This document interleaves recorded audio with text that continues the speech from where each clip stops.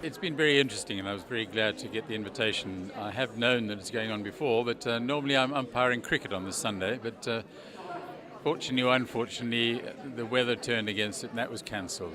But I found it very interesting. It's very useful use of my time. I'm a very cradle Christian, and so have grown up with a lot of religion in my life and a lot of understanding of what other religions do. We are a very diverse society these days. And, the more you get to know the other side, the more you realize we're all together. One of the things that I have always liked is this whole business about peace. When you talk about the prophets, there's always peace be unto him and this type of thing, which is, to me, is very important. It's fascinating. I'm really pleased that I was invited here today because it gives you an insight into the Quran and the things that some of us don't understand. So it's quite enlightening to walk around and be shown and told how it all works. It's very interesting. At work, we've sometimes had some discussions about religion and aspects of life, and I've always been very interested in that. And I've always been rather interested in how we live our lives and what beliefs we may have.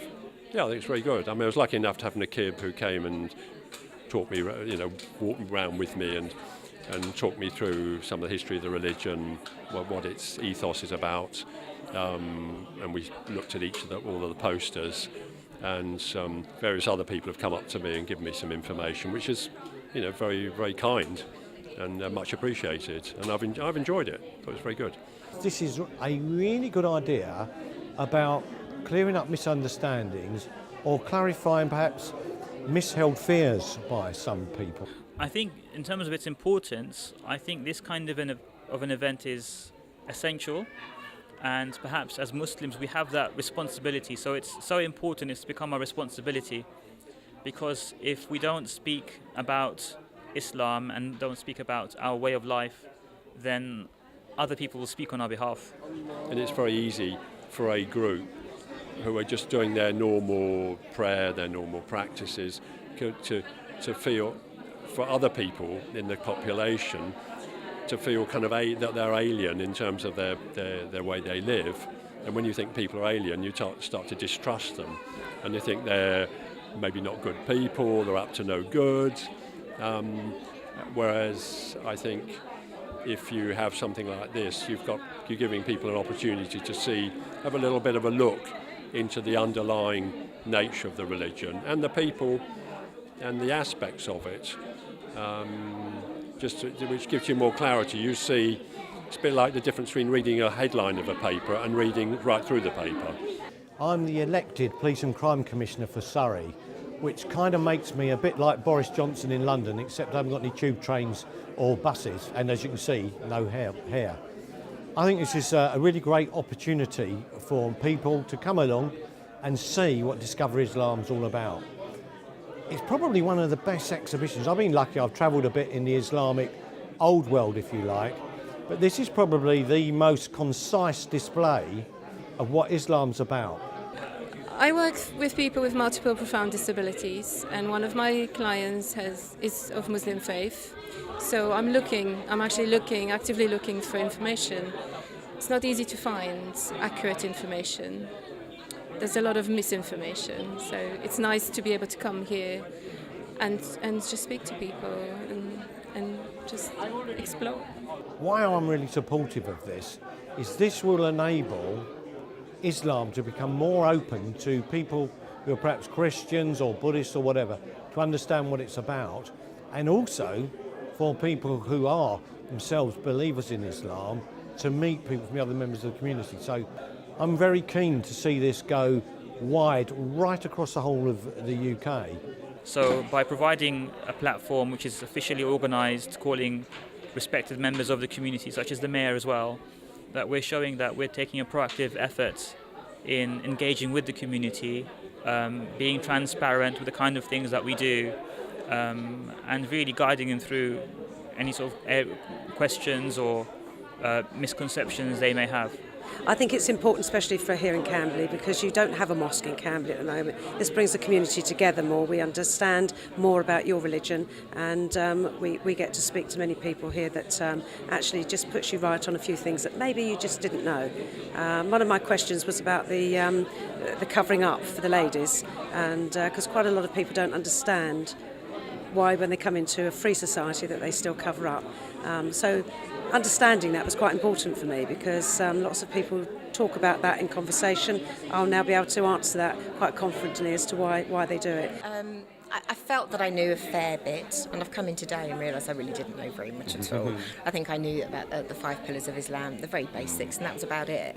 I didn't realise the influence. I mean, I know you can't see it on camera, but over behind you, all the different boards, I just think it's fantastic. It's quite interesting to know that the women are regarded more as equals, because one has never seen that, and I thought that was part of religion. So if you ask me if there's anything I've learnt, the Quran actually says that they are equals amongst equals and so on, which is very interesting.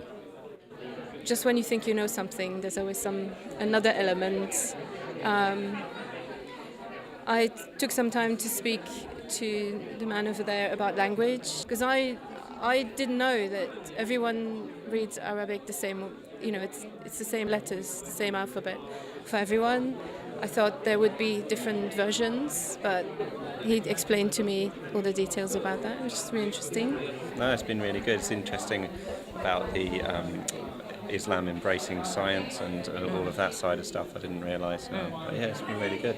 One of the things I learned is that you don't shake hands with ladies. So that's something I shall take away with me. So that is something that I will remember now, so that when I'm greeted next time, then I shall greet them in the correct manner. So that's that is, all these little things that you learn, you know, are respectful things. So it's good when you come to places like this, you learn about them, and then it makes a better understanding of when you're actually visiting maybe a mosque, or you're visiting a restaurant where you're greeting people. It's excellent. I've actually learned how to write my name in Arabic, which was really interesting, and some of the ladies were showing me how the letters, how they have different ways of writing them, whether they're at the start, the beginning, or the middle, and the fact that it was left to right, which I wasn't aware, so that's been really good. Yeah. I've learned how to do a headscarf that is a bit more stylish than the ones I've attempted in the past. Well, I suppose one key thing is that I always assumed Islam was very much at odds with Christianity in its history. But actually, if you look at the evolution estimate, and I think there's the Torah in there somewhere as well, then you've got the New Testament in Jesus Christ, and Islam appears to kind of acknowledge and accept a lot of those teachings as successive prophecies. It's not that they've been rejected, so it's almost part of a bigger continuum, really. So that's there's probably there's more common ground than I would have thought. We measure success possibly in a different way to how other people or how businesses may measure success. So in terms of our intention to try and organize an event where we're trying to do what the previous prophets did beforehand and to try and improve understanding of the religion, it's not something we measure through numbers. Because we go back to the story, both biblical, Quranic story of the Prophet Noah, where he was calling people towards the truth for 950 years, and only a score of people, maybe 20 people, accepted his message. Was he a successful person? He was one of the most successful people in history, so he was a success. So it depends, really. I mean, people have put a lot of effort in, a lot of people have attended, so in the sense of numbers, it's been good. In terms of we ask Allah to accept it, and if He's accepted it from us, then it's good for us as well. If you've heard about Islam, or you hear about Muslims, or you're concerned and you're not a follower of Islam, I'd really encourage you to come and have a look at Discover Islam. It will break down so many misconceptions and so many fears. Indeed, it's got very similar principles for those people who may have had a Christian upbringing or background to those that you may have, and in fact even to people who follow the Torah and Jewish background, because frankly all three of them are what we call Abrahamic religions, and the principles are pretty much the same, which is look after those people who are not in good positions in life, look after your families, value each other and live peaceably and love your neighbour. That's exactly what Islam is about, as it is for Christians or for Jews. And I do wish people would just understand what everyone's about. So do come and have a look at Discover Islam and find out just what it is and see what the similarities really are with what you think. A way of life, a way of life, a way of life, a way of